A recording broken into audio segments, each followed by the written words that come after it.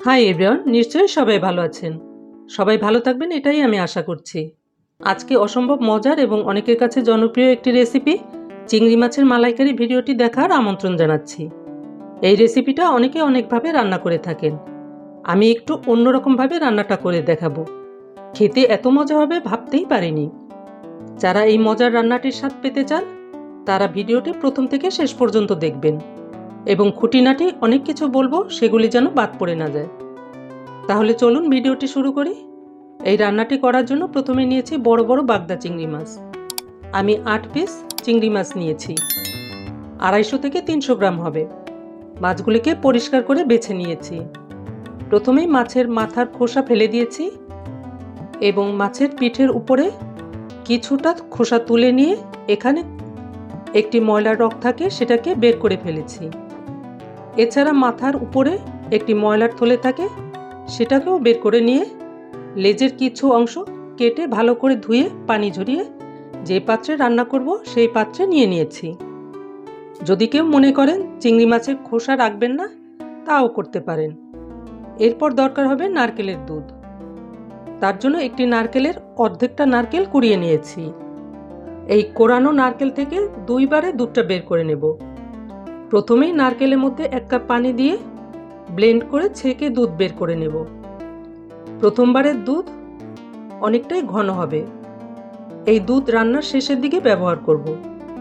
দ্বিতীয়বারে ছেঁকে রাখা নারকেলের মধ্যে আবারও 1 কাপ পানি দিয়ে ব্লেন্ড করে ছেঁকে নেব।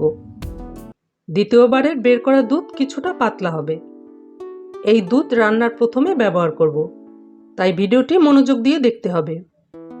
দেখুন আমি দুধ তৈরি করে নিয়েছি। এইটা হচ্ছে প্রথমবারের ঘন দুধ আর এটা হচ্ছে দ্বিতীয়বারের পাতলা দুধ।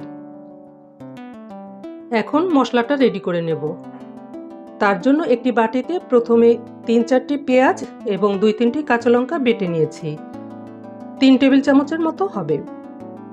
1 চা চামচ রসুন বাটা, আধা চা চামচ আদা বাটা, আধা চা চামচের একটু কম হলুদের গুঁড়ো, আধা চা চামচ কাশ্মীরি লঙ্কার গুঁড়ো।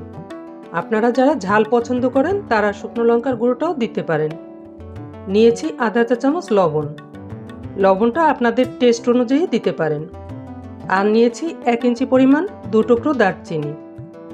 এবার সব মশলাগুলি ভালোভাবে মিশিয়ে নেব।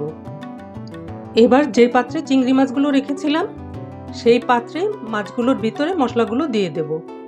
তারপরে এর মধ্যে দিয়েছি রান্নার তেল 2 টেবিল চামচ।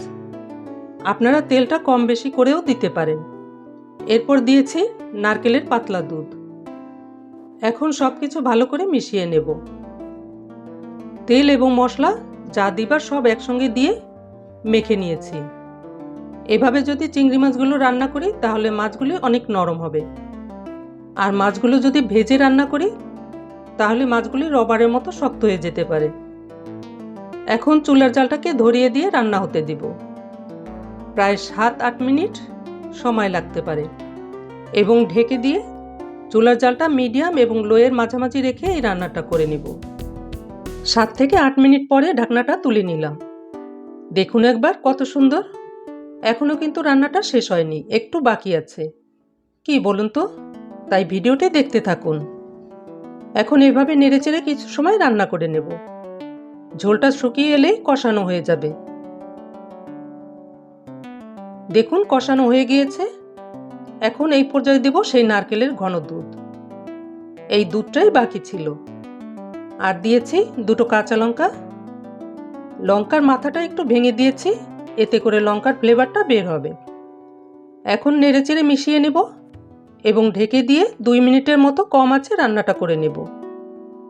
2 মিনিট পরে ঢাকনাটা খুলে নিলাম। এবার ফাইনাল লুকটা একবার দেখুন। কোনো ঝামেলা ছাড়াই খুব সহজে এই লোভনীয় রান্নাটা করে নিলাম। দেখতে যেমন লোভনীয়, খেতে অসম্ভব মজার। তাই বাসায় চিংড়ি মাছ এলে এভাবে একবার হলেও রান্না করে খাবেন এবং কেমন হয়েছে তা আমাকে কমেন্ট করে অবশ্যই জানাবেন এবং ভিডিওটি পছন্দ হলে সবার কাছে পৌঁছে দেবেন, যাতে করে সবাই ভিডিওটি দেখতে পারে এবং এর মজা নিতে পারে। তাহলে এবার রাখছি। সবাই ভালো এবং সুস্থ থাকবেন।